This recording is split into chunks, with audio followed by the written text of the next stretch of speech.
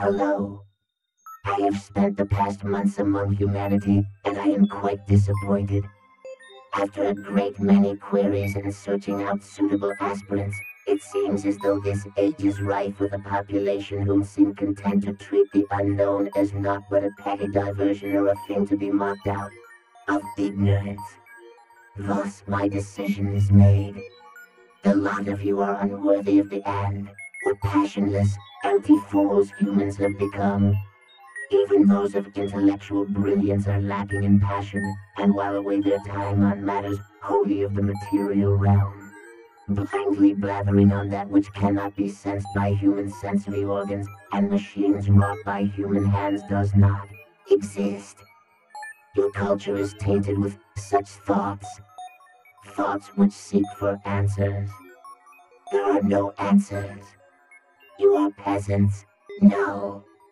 Peasants believed in the unknown and feared it, and justifiably so. No. You are less than peasants. If any among you espouse such ideals as to actually seek out the intangible unknown, and to gain a semblance of understanding for a universe greater than the materialist beliefs which have spread throughout your species, I charge you with seeking out such things in a scholarly fashion. Research these ideas long buried and unveil powers and entities beyond mortal ken. Learn of societies who dared look into the darkness and exulted in their fear to aspy worlds filled with that which only dreams may begin to duplicate. Study those humans who dared mix the studies of the natural world with the world unseen and their impossible discoveries. Stoke the flames of your mind and place your energies into questioning the world in all ways possible, or carry on as you are and rot from within. As for myself, I will return to my repose and await a time when either humanity is a withered husk of what it once was or realizes its potential and uplifts itself to heights I have only begun to taste in my long existence. Until that time, farewell.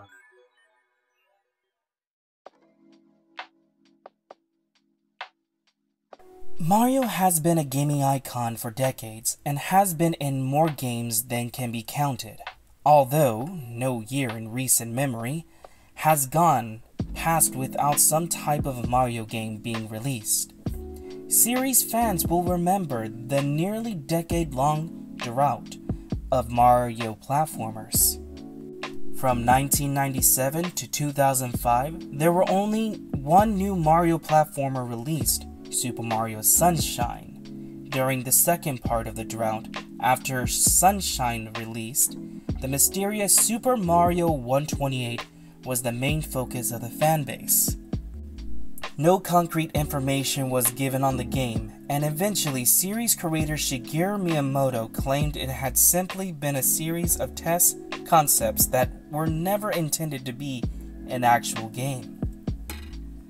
The mystery faded from memory, and Mario drought finally ended, and most people forgot about the game that had once been the center of every Mario's fan's imagination. The Mario drought corresponded with a bad era for Nintendo in terms of console sales. The Nintendo 64 and the GameCube did not have the financial success of earlier Nintendo Entertainment Systems and Super Nintendo, or later, the Wii. For a very proud company that relied solely on video games to make money, this was quite upsetting for the higher-ranking employees that were attached to the company and felt its success of failure reflected on them personally. Nintendo started working on a sequel to the 1996 Super Mario 64, shortly after the game was released, but during the late 90s it became clear that Nintendo was not winning the console war. The Mario 64 sequel was restarted from scratch, since the company believed that it was not a substantial enough to improvement over the original to turn the tides of the market battle. Seeing the generally more realistic and violent games on Sony PlayStation, the market leader Nintendo considered marketing a Mario that was closer in tone to what the public seemed to want. There was quite a bit of internal conflict, or how far to go with this new direction, and the new Mario was clearly not going to be ready until Nintendo's next console, the GameCube. The only hint of this that was released to the public was a comment by Miyamoto that he thought Mario and Luigi should act more like grown-ups in their games for the then soon-to-be-released GameCube. The new Mario project was ultimately split into two games, Luigi's Mansion, which reflected the darker tone that many felt the series should turn to, although it was still toned down quite a bit compared to what some Nintendo executives and developers wanted, and Super Mario Sunshine, which went in a complete opposite direction. Both were released within a year from the GameCube, and Nintendo felt confident that their new system and the Mario games would return them to their former glory as market leader. As those familiar with gaming history know, they didn't. The GameCube did even worse in the market share than the Nintendo 64, and the mass market taste shifted even more towards violent realistic games. During this period, the somber mood at Nintendo intensified, and the darker Mario project was revived, this time codenamed Super Mario 128. It isn't clear exactly what happened at Nintendo during this period. As we know, nothing called Super Mario 128 was ever released or publicly shown. The source that revealed the internal strife at Nintendo during the later N64 era refused to discuss that what happened during the time of the GameCube's failure, but released a prototype of Super Mario 128 online that can be played on the Wii Homebrew channel. The following is a recollection of my time playing it. The game was clearly an early bit era. The title screen was nothing but the white text saying Super Mario 128 against a black background. There was no option, menu, or save selection either. After the title screen, the game started. Browser's laugh from Super Mario 64 looped in the background while a plain text box displayed this dialogue. Mario, I have taken Princess Peach, and she will not live to see the sunrise tomorrow unless you take her place. You know what to do and where to go. Do not try to stop me unless you want to hasten her death. The game clearly was going for a darker tone. After I made the text box go away, I was thrust right into gameplay. The first thing I noticed was Mario's character model.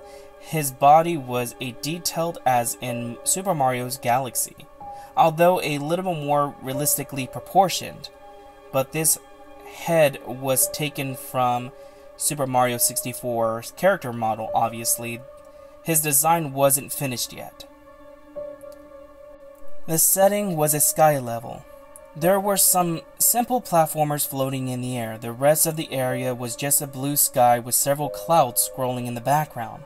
The clouds seemed more realistic than usual cartoony puffs in Mario games. They were quite graphically impressive. There was no music or full voice samples from the Mario, but there was a sound effect grunts when he jumped. The jumping was more subdued than in other Mario games. Mario didn't jump as high as he usually did and had a little control over his movement in the air. The different types of jumps in every 3D Mario weren't present. I played through the level. There was nothing especially notable about the gameplay. Enemies didn't seem to have been added yet. I just jumped from the platform to platform and it wasn't very challenging. As I went through the level, I noticed graphics gradually changing. The sky became more and more cloudy until it was entirely composed of clouds, and the cloud background gradually turned into a dark gray. After this, it started to rain. I reached a small platform with a toad on it. It looked like Super Mario Galaxy's model. When I landed on his platform, dialogue appeared. "We don't want you anymore, Mario. You don't belong here. Just give Bowser what he wants. Die." After the text box went away, I no longer had control of Mario. Mario just stood there for a while. Then he turned around and walked off the platform. His body seemed to go limp as he fell. Eventually, it was revealed that there was a realistic, modern city under the sky. The buildings looked neglected, but there were people on the street. Mario hit the ground with realistic-sounding thuds, but he didn't explode or any visible wounds. He just laid there. The people in the city just kept walking by, ignoring Mario. Although I thought I saw a few glances at him with a cold, somewhat gray expression. This went on for a few minutes, and eventually people stopped appearing. Mario got up. I was back in control, but he couldn't jump at all, and I was reduced to walking speed. The large building of the city didn't appear to be interactive, so I just kept walking down the street for a while. Eventually, I found a small house that seemed out of place among the larger buildings. When I approached the door, Mario opened it. The screen went white and some black text appeared. House of Thorn Memories. This seemed to be the level title when I pressed a button. The screen faded to black. He was inside the house from before. Everything seemed bigger than it should. It wasn't gigantic, but scaled as if Mario was a very small child. The house was filled with normal objects, covered in dust and signs of neglect. There were no people on the ground floor, just things like broken lamps and rotten food. I found a door that opened to a set of stairs going down leading to a basement. In the basement, I found a dial-pad couch and a broken TV. However, what really caught my attention was on the couch, two skeletons that appearing to be children. Judging by their size due to the scale of the house, they were still larger than Mario. I was starting to get really disturbed by now. How a Mario game containing this been programmed to this extent. I went up to a skeleton and tried to press buttons to interact with them or the TV, but nothing seemed to happen. I was about to turn around and look elsewhere when I was nearly scared to death by a death-defying loud crash coming from the game. What appeared to be Bowser seemed to have broken through the floor from below and landed in front of Mario. I say appeared to be because this was nothing like the way Bowser is usually rendered.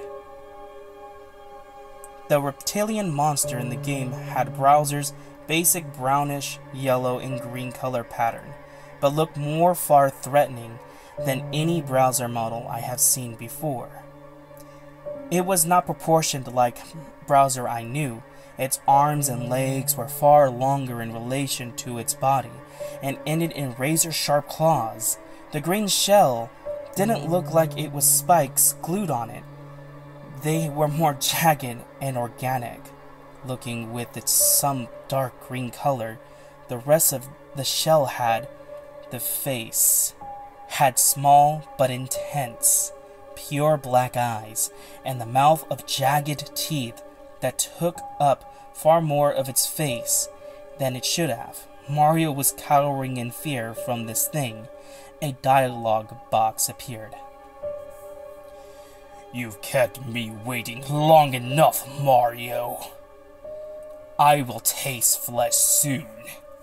You will finally surrender, or does Peach have to die?" I still didn't have any control. Mario just stood there, shivering in several seconds before nodding his head. Bowser impaled Mario with his own claws. There was no blood, but it was cleared from the animation and the sound effects that the sharp digits of Bowser's hand had gone through Mario's body. In one swift motion, Bowser dragged Mario up to his face and a bit of his head off. Again, there was no blood or graphic details from behind of Mario's neck, just Mario's character model being destroyed. The screen faded to black, and a white text, another level named, appeared. Mario's Eternal Home. Mario's character model was whole again when the level started. It was the only thing on the screen besides a black background. It was floating, as if in space. I could somewhat control it, but it felt more like I was deciding the general direction in which Mario would tremble the fully controlling him. As I drifted towards no apparent destination, voices faded in. They were echoes, deep voices telling Mario that he was worthless, that he was no longer had any use for him, and everyone would be better off if he was dead. High-pitched crying was layered into the voices after a bit. It sounded like if it was supposed to be Mario's cries. This really disturbed me, and I found myself fighting back tears. For some reason, I couldn't understand. This was affecting me on an emotional level. The voices and the aimless wandering went on for several minutes, until I spotted a light gray speck in the distance. I moved towards it, looked very long time just to reach it, and I grew closer at a much slower rate than it should have. When I was close enough to make it out, I saw that it was a tombstone. It was a very plain one that cracked in several places. When I got right next to the tombstone, I could see writing on it. I turned off the system after reading it. I'm not going to play the beta or the hack or whatever this was again. There was a single word written on the tombstone. Innocence.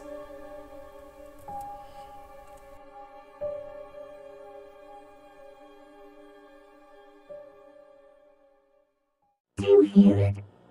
That near silent thump, thump, thump that can be heard when all else is quiet?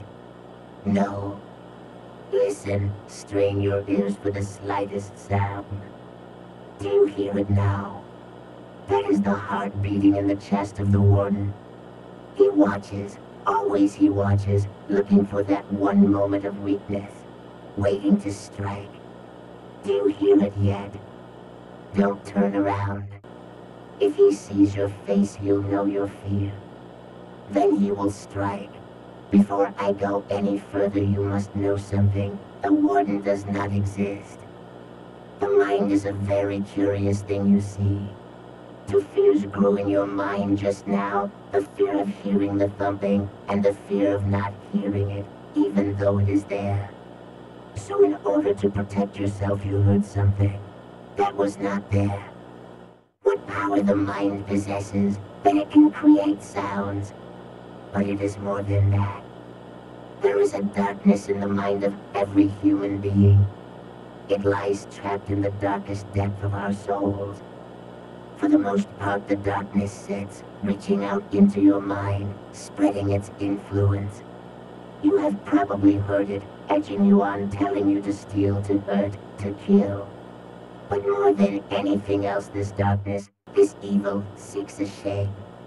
And while your brain, fearing the existence of monsters and demons you read about, begins to create them, from the creation the darkness takes its form. Listen, do you hear that? The thumping is back. The darkness has found its shape. Maybe you will be lucky. Maybe all you hear is sound. But if the darkness has escaped, then you will be dead before you even reach your light switch.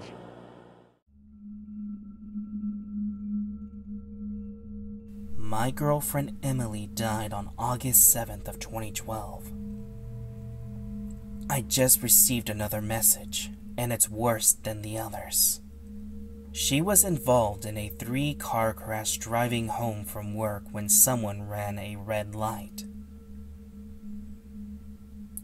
She was dead within minutes at the scene. We had been dating for 5 years at this point. She wasn't big on the idea of marriage. But if she had been, I would have married her within 3 months of our relationship. She was vibrant, the kind of girl you would choose dare every time. She was always happy when camping, but a total technophile too.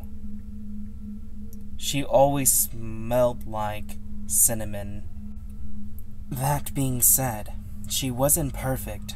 She always said something along the lines of, "If I cark it first, don't just say good things about me. I've never liked that. If you don't pay me out, you're doing me a disservice. I've got so many flaws and just another part of me. So this is for him." The music she said she liked and the music she actually liked were very different. Her idea of affection was a side hug.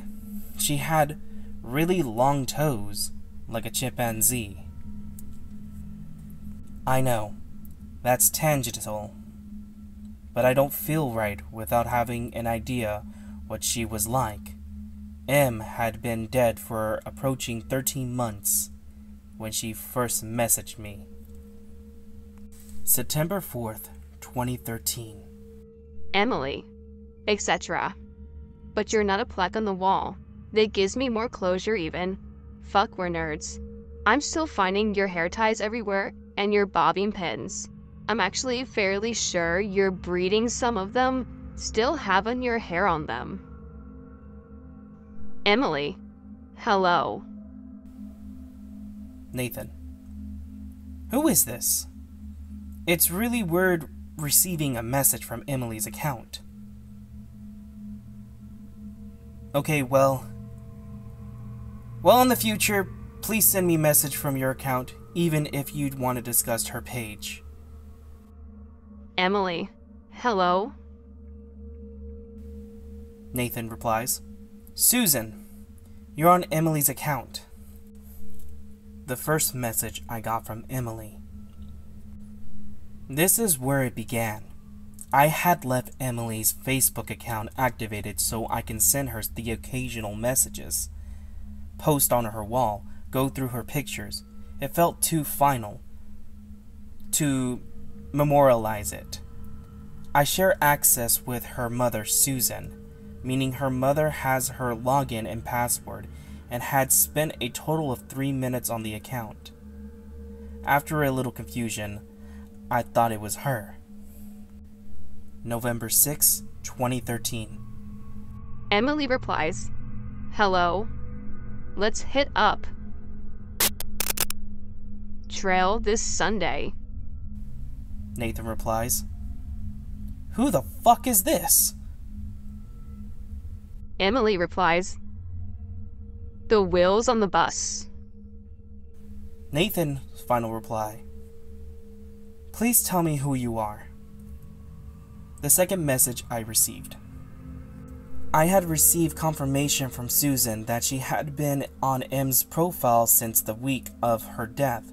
M knew a lot of people, so I thought it was one of her tech-savvy friends fucking with me in the worst possible way. The picture she tagged herself in. Around February 2014, Emily started tagging herself in my photos. I would get notifications from them, but they normally be removed by the time I got to the picture. The first time I actually caught one, it felt like someone had punched me in the gut. She would tag herself in spaces where it was plausible for her to be, or where she'll usually hang out. I've got screenshots of 2, from April and June. These are the only ones I was able to catch, so they're a little out of timeline. I'm trying to write it out. Around this time, I began to lose sleep. I was too angry to sleep. She would tag herself in random photos every couple of weeks. The friends who noticed it thought it was some fucked up bug. I found out recently that there have been friends who have noticed and didn't say anything about it. Some of them even removed me from their Facebook friend list. At this point, you may be wondering, why didn't you just kill your Facebook profile? I almost wish I did. I did for a while. On days when I can't get out of there. It's nice to have friends to chat with. It's nice visiting M's page when the little green dot doesn't exist on her name. I was already socially reclusive when M was alive. Her death turned me into something pretty close to a hermit. And Facebook and MMOs are my only real social outlets. March 15th, 2014. Nathan replies, "Why are you doing this? Why do you keep tagging her?" My message to Emily. I sent what I assume was M's hacker a message. On March 25th, I got an answer. Emily replies with, "Hello. Hello, hello. Hello." Nathan replies, "This is actually devastating. I don't know why you're enjoying doing this." Emily replies, "Oh my god. Cinnamon scented candles." Nathan replies, "Go to hell." Emily replies, "Why are you doing this?" It wasn't until a few months after going through these chats that I discovered that she was recycling my own words as well. My responses seemed kinda lackluster here. I was intentionally providing her or him the emotional bait to keep them interested in their game. I was working off the assumption that the kind of person who would do this is the kind of person that thrives off the distress of others. I was posting in tech forums, trying to find a way to find this person, connecting Facebook. I needed to keep them around to gather evidence. I had even changed the password and security details several times. April 16th, 2014. I received this. Emily replied, "Why are you doing this? We should make our own jam. JFC Samantha. Nah, different. No chance of passing. No chance of passing. How many? Garage side door. Side. I. No chance of passing." April 29th, 2014. Emily replied, "Baked beans on toast. I don't know. I just said, yo, ask Nathan. Nathan. Nathan.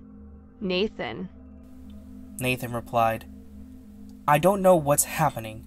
I don't know how you're still doing this. Please stop." Emily replied, "Please stop. I don't know what's happening." My response. I hadn't discovered any leads. Facebook had told me the locations her page had been accessed from. But since her death, they're all places I can account for. My house, my work, her mom's house, etc. My response here wasn't bait. Yo, ask Nathan was an inside joke that's too lame worth explaining.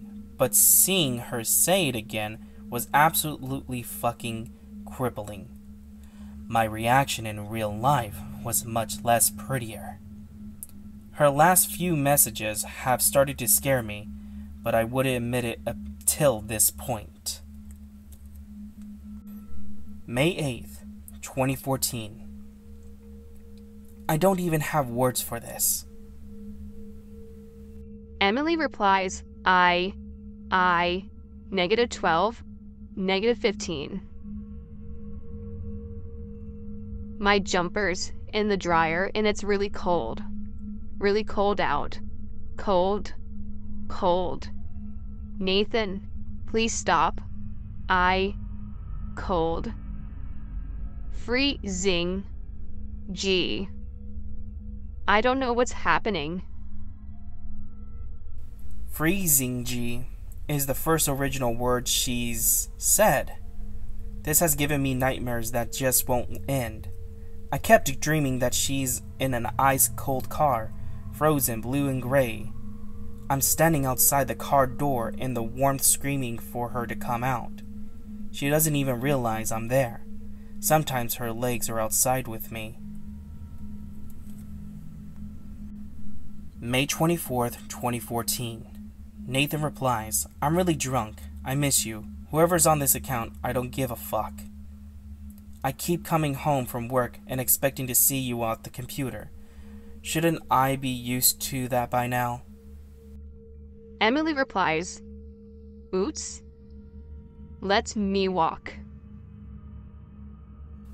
I wasn't really drunk. Em wasn't an affectionate girl, and it always embarrassed her to exchange I love yous, cuddle, talk about how much we meant to each other. She was more comfortable with it when I was drunk. I pretended to be drunk a lot.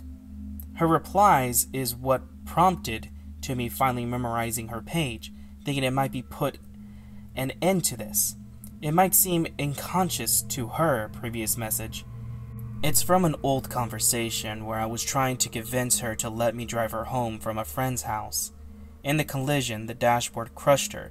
She was severed in diagonal lines, from her right hip to the midway down on her left thigh. One of her legs was found tuckered under the back seat. Nathan replies, Grace State somewhere.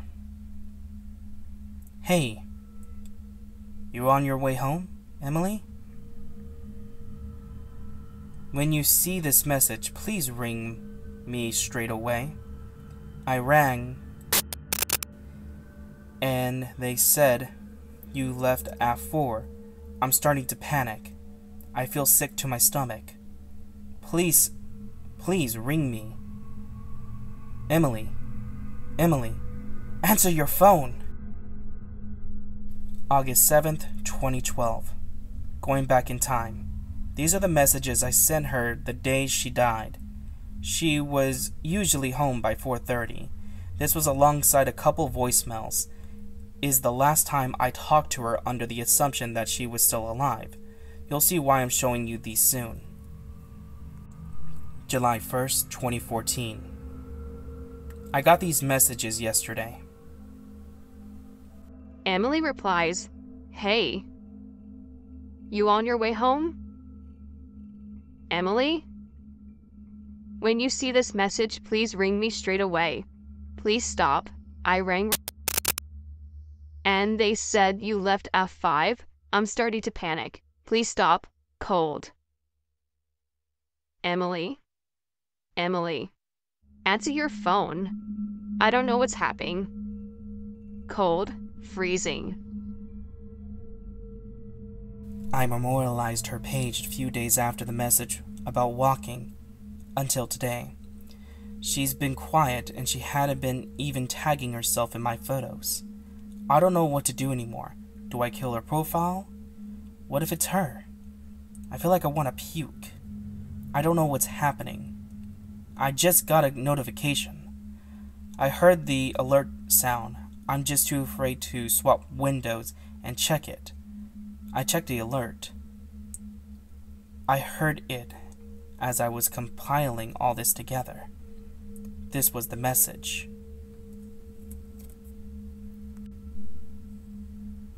Freezing. That's my door. That's my computer. I got the message 3 hours ago, but I didn't want to check it until now. Now I'm legitimately scared. I have no idea who took this photo. I'm on my tablet in my garage. Zen for now, going to drive to friends. Forgot to open the garage door in my panic. So building up the nerve to get out, to do that now. Abandoned by Disney. Some of you may have heard that the Disney Corporation is responsible for at least one real live ghost town. Disney built the Treasure Island Resort in Baker's Bay in the Bahamas. It didn't start as a ghost town. Disney's cruise ships would actually stop at the resort and leave tourists there to relax in luxury. This is a fact. Look it up. Disney blew $30 million on the place. Yes, $30 million. They've abandoned it. Disney blamed the shallow waters, too shallow for their ships to safely operate, and there was even blame cast the workers, saying that since they were from the Bahamas, they were too lazy to work on a regular schedule. That's where the factual nature of their story ends. It wasn't because of sand, and it obviously wasn't because foreigners are lazy. Both are convenient excuses. No, seriously. Doubt those reasons were legitimate. Why didn't I buy those official stories? Because of Mowgli's Palace, near the beachside city of Emerald Isles in North California. Disney began construction of Mowgli's Palace in the late 1990s. The concept was a jungle-themed resort with a large, you guessed it, palace in the center of the whole thing. If you're unfamiliar with the character of Mowgli, then you might have better remember the story The Jungle Book. If you haven't seen it anywhere else, you know it as a Disney cartoon from decades past. Mowgli is an abandoned child in the jungle, essentially raised by animals and simultaneously threatened and pursued by other animals. Mowgli's Palace was a controversial undertaking from the start. Disney bought up tons of high-priced land from the project, and that there was actually a scandal surrounding some of the purchases. The local government claimed immediate dominion on the people's homes, then turned around and sold the properties to Disney. At one point, a home that had just been constructed was immediately condemned with little no explanation. The land grabbed by the government was supposedly for some fictional highway project, knowing full well what was going on. There was a concept art, a group of stuffed shirts from Disney Co. actually held a city meeting. They intended to sell everyone on how ludicrous this project was going to be. For everyone. When they showed the concept art, the gigantic Indian palace, surrounded by jungle, staffed with men and women in loincloths and tribal gear. Well, suffice to say, everyone flipped their shit. We're talking about a large Indian palace, jungle, and loincloths, not only in a center of a relatively wealthy area, but also a somewhat xenophobic area of the southern USA. It was a questionable mix at the point in history. One member of the crowd tried to storm the stage, but he was quickly subdued by security after he managed to break one of the presentation boards over his knee. Disney took the community and essentially broke it over its knee as well. The houses were razed and the land were cleared, and there wasn't a damn thing anyone could do or say about it. Local TV and newspaper were against the resort at the beginning, but some insane connection between Disney's media holding and the local venues came into play, and their opinions turned on a dime. So anyways, Treasure Island, the Bahamas, Disney sunk those millions in and then split. The same thing happened with Mowgli's Palace. Construction was complete, visitors actually stayed at the resort, the surrounding communities were flooded with traffic and the usual annoyance associated with influx of lost and irate tourists. Then it all just stopped. Disney shut it down and nobody knew what the hell to think. But they were pretty happy about it. Disney lost was pretty hilarious and wonderful to a large group of folks who didn't want this in the first place. I honestly didn't give the place another thought since hearing it closed over a decade ago. I lived maybe 4 hours from Emerald Isles, so really I only heard the rumbling and didn't experience of it firsthand. Then I read this article from someone who had explored the Treasure Island Resort and posted a whole blog, all the crazy shit he had found there, stuff just left behind, things smashed, defaced, and probably ruined by disgruntling Forms employees who had lost their jobs. Hell, the locals from all around probably had a hand in the wreck that place. People there felt angry about the Treasure Island as folks here did about Mowgli's Palace. Plus, there was rumors that Disney had released their aquarium stock into a local water when they closed, including sharks. Who wouldn't want to take a few swings at some merchandises after all that? Well, what I'm getting at is that this blog about the Treasure Island got me thinking. Even though many years had passed since the closing, I figured it might be cool to do some urban exploration at Mowgli's Palace. Take some photos and write my experiences, and probably see if there was anything I could take home as a memento. I'm not going to say I wasted no time in getting there, because honestly, it took me another year after I was found that Treasure Island article to get around to going up to Emerald Isles. Over the course of that year, I did a lot of research on the palace resort, or rather, I tried to. Naturally, no official Disney site or resource made any mention of the place that had been scrubbed clean. Even odder, however, was that nobody before myself had apparently thought to blog about the place or even post a photo. None of the local TV or newspaper sites had one word about this place, though that was to be expected since they all swung Disney's way. They wouldn't be out there lauding their embarrassment, you know. Recently, I learned that the corporation had actually asked Google, for example, to remove links from the search results. Basically for no good reason. Looking back, it's probably not that nobody spoke of the resort, but rather their words were made inaccessible. So in the end, I could barely find the place.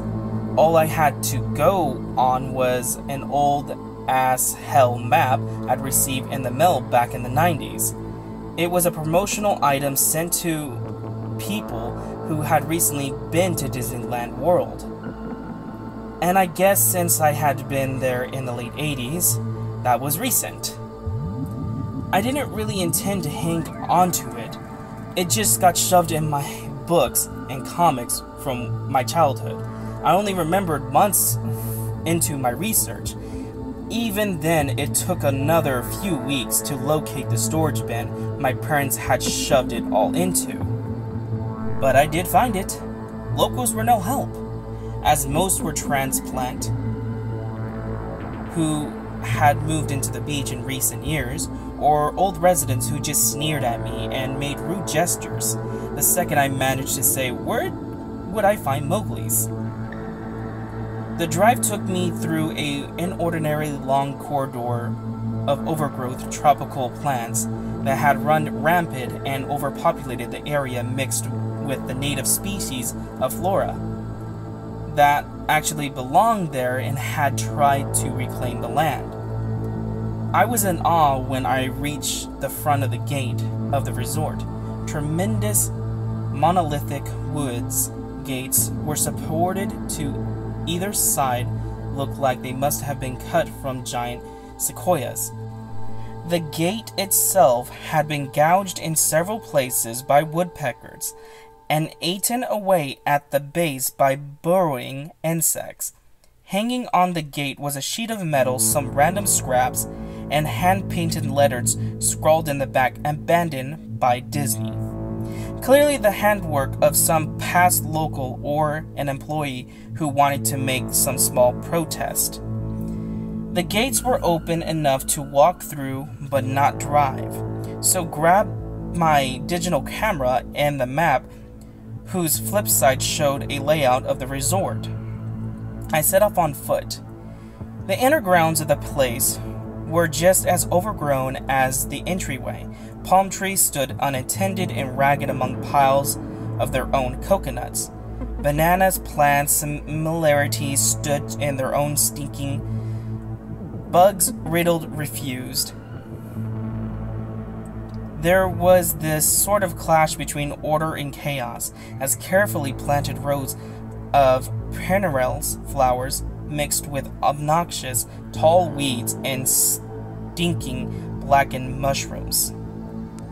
All that remained of any outdoor structure were broken, rotten woods and various charred bits of unidentifiable material. What was most likely an informed booth or outdoor bar was now simply a pile of assorted debris chopped by past vandalism and ravaged by weather. The most interesting thing about the ground was a status of Baloo, the friendly bear from the Jungle Book, which stood in the sort of the courtyard in front of the main building.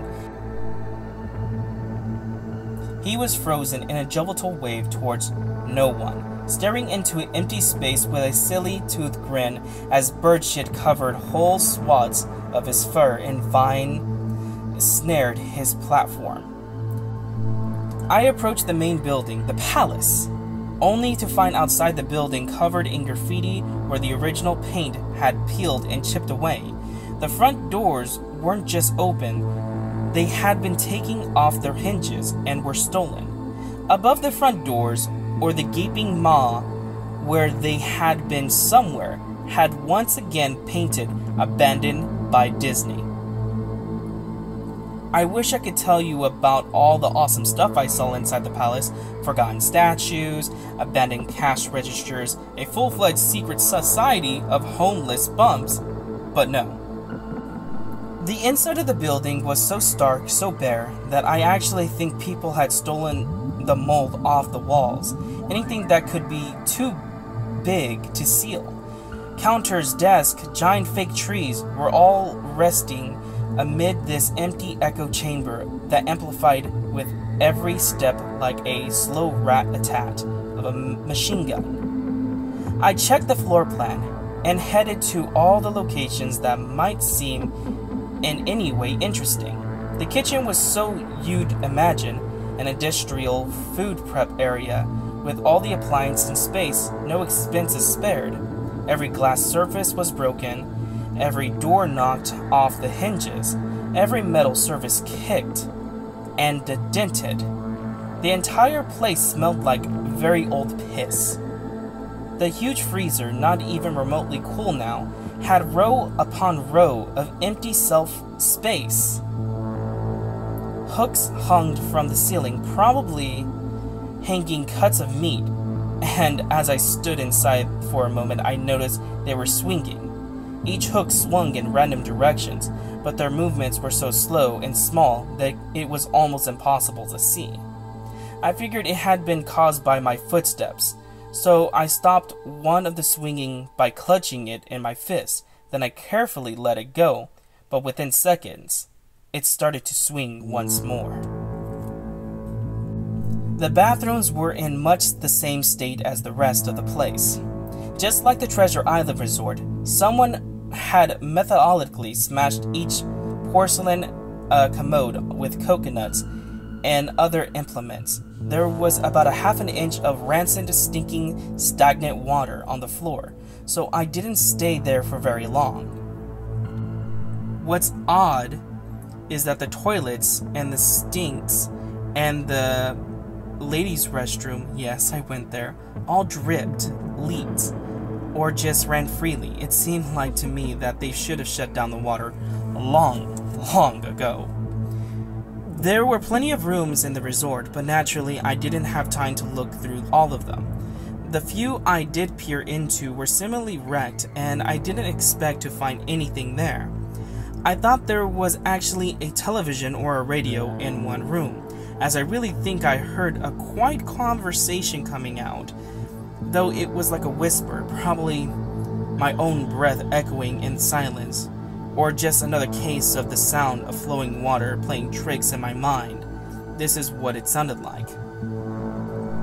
1. I didn't believe it. 2. Short, unknown reply. 1. I didn't know that. I didn't know that.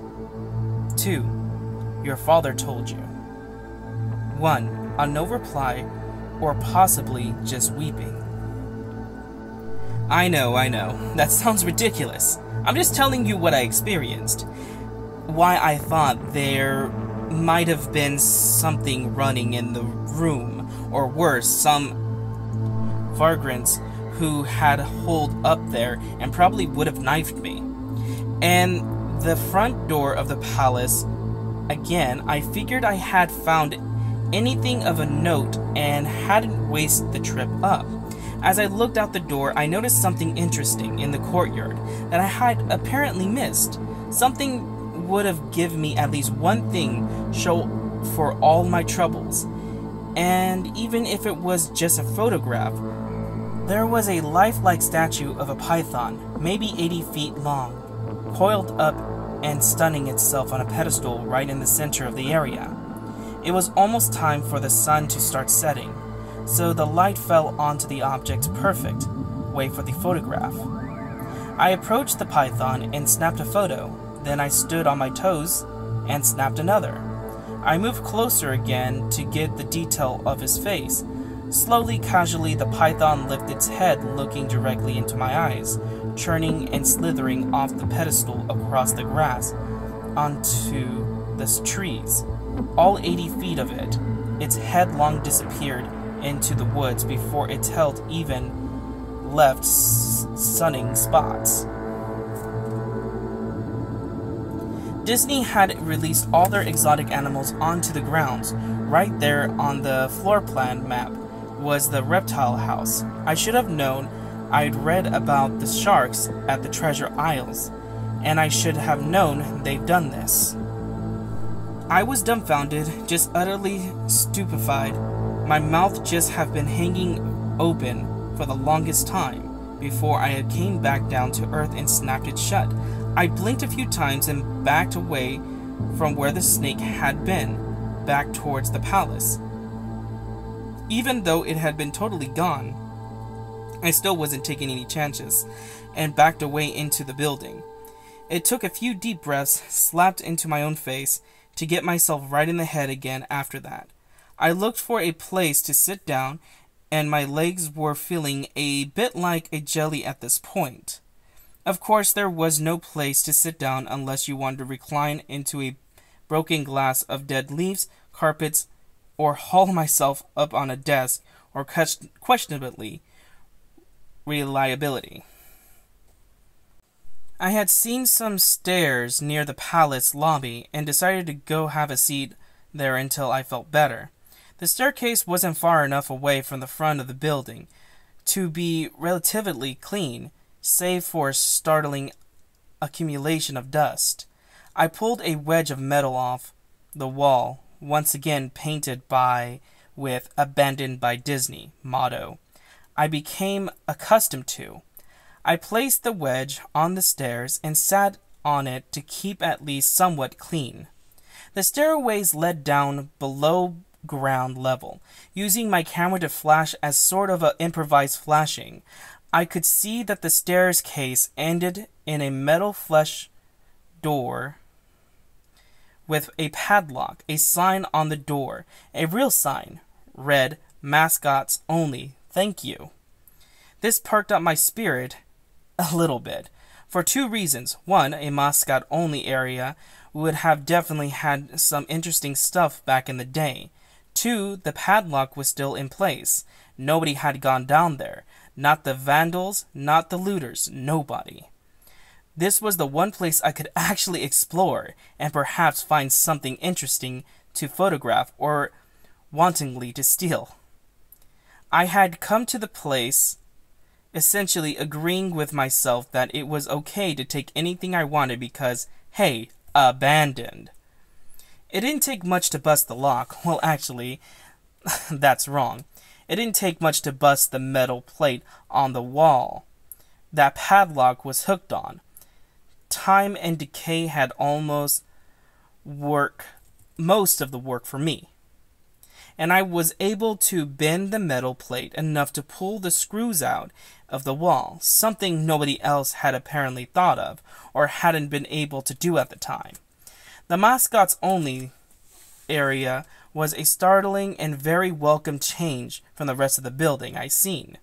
For one, every second or third fluorescent light overhead was illuminating, even though they flickered and faded randomly.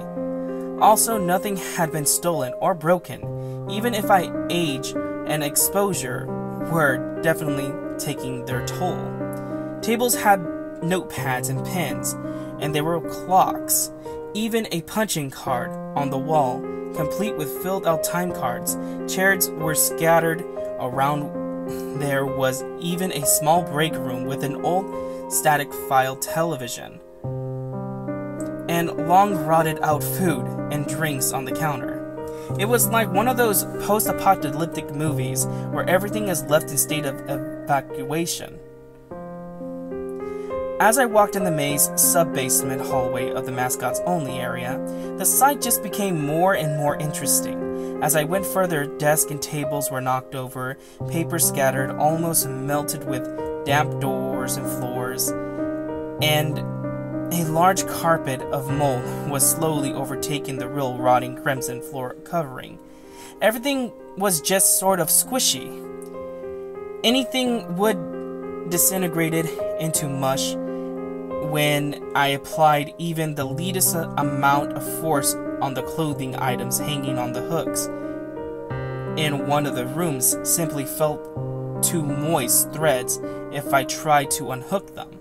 One of the things that annoyed me was that the light was becoming more sparse and unreliable as I furthered into the dank, suffocating depths of the place. Eventually, I reached a black and yellow striped door with the words Character Prep Number 1 stenciled on it. The door wouldn't open at first. I figured this was probably the costume were kept, and I definitely wanted a photograph of that twisted, stinking mess. Try as I might, whatever angle or trick I tried, the door wouldn't budge. That is until I gave up and started to walk away.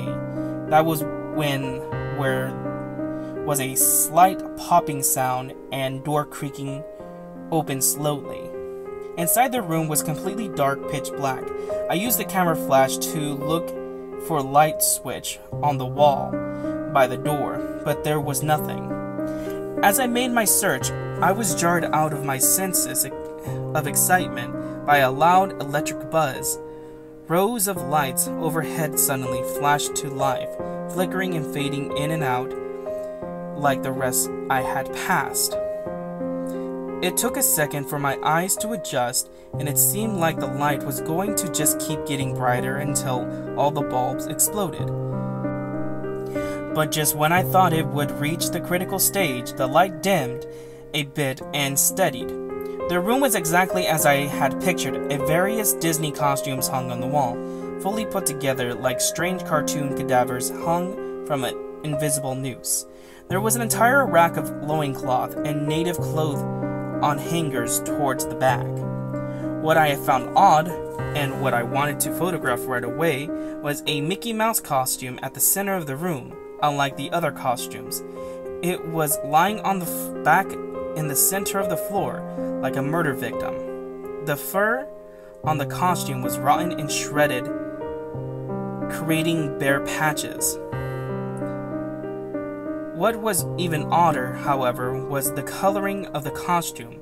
It was like a photo negative of an actual Mickey Mouse. Black where he should have been white, and white where he should have been black. He normally red overall where the lights blue. The sight was off-putting enough, but I actually put off the photograph the thing until last. I took a picture of the costume hanging on the walls, upward angles and downward angles, side shots to show an entire row of frozen, protruded cartoon faces, some with plastic eyes missing. Then I decided to stage a shot, just one of the bedraggled characters' heads on the slick, grimy floor. I reached for the headpiece of Donald Duck's costume and carefully removed it so that the thing wouldn't fall apart in my hands. As I looked into the face of the wide-eyed, moldering head, a loud clatter sound made me jump with fright. I looked down at my feet, and there between my shoes was a human skull. It had fallen out of the mascot's head and shattered into pieces at my feet. Only the empty face and lower jaw remained, staring up at me. I dropped the duck head immediately, as you expect, and moved for the door. As I stood in the doorway, I looked back at the skull on the floor. Had take a picture of it, you know? I had to, for any number of reasons that may seem silly. But only if you don't think it through. I need proof of what happened, especially if Disney was going to do some makes this go away. I had no doubt in my mind, right from the start, that even if it was just a gross, neglected Disney was responsible for this. That's when Mickey, the photo negative opposite Mickey, in the middle of the floor, started to get up. First, sitting up and climbing its feet, the Mickey Mouse costume, or whoever was inside of it, stood there at the center of the room, its freckled face, just staring directly at me as I mumbled, "No," over and over and over. With shaking hands and violently thrashing hard my legs that had once turned to jelly, I managed to lift the camera and aim the opposite creature, now quietly sizing me up. The digital camera's screen display was only dead pixels in the shape of the thing. It was perfect silhouette of Mickey's costume. As the camera moved in unsteady hand, and the pixels spread, marrying the screen whatever Mickey's outline moved to. The camera died with the blank and quiet broken. I raised my eyes once again of the Mickey Mouse costume. "Hey," it said in a hushed, perverted, but perfectly executed Mickey Mouse voice. "Wanna see my head come off?" It started to pull its own head, working its clumsy, glove-clad fingers around its neck with clawing, impatient movement, similar to a wounded man trying to pull himself free from a predator's jaw. As it worked its digits into its neck, so much blood, so much thick, chunky yellow blood. I turned away as I heard a sickening tear of cloth and flesh, only cared about getting away above the doorway. Out of the room, I saw the final message clawed into the metal bone or fingernails, abandoned by God. I never got the picture out of the camera. I never wrote the blog entry about it. After I ran from that place and fled for my sanity, if not my very, very own life, I knew why Disney didn't want anyone to know about this place. They didn't want anyone like me getting in. They didn't want anything like that getting out.